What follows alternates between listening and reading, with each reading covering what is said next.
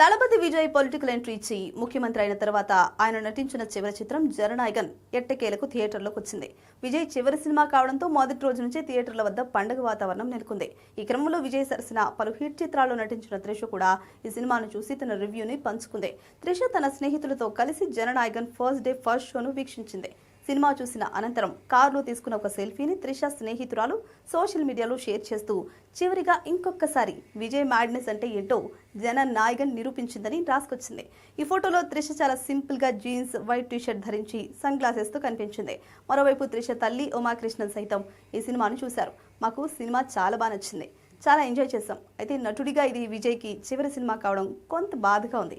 వెండి తెరపై ఆయన చాలా మిస్ అవుతామని వ్యాఖ్యానించారు ఆమె.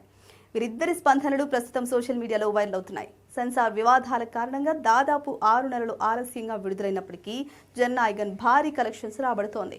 ప్రపంచ వ్యాప్తంగా మొదటి రోజు 78 కోట్ల రూపాయలకు పైగా గ్రాస్ సాధించగా భారత్లో 41 కోట్ల రూపాయలు నెట్ కలెక్షన్స్ ను రాబట్టింది. మరి జననాయగన్ లాంగ్ రన్ ఎలా ఉంటుందో చూడాలి.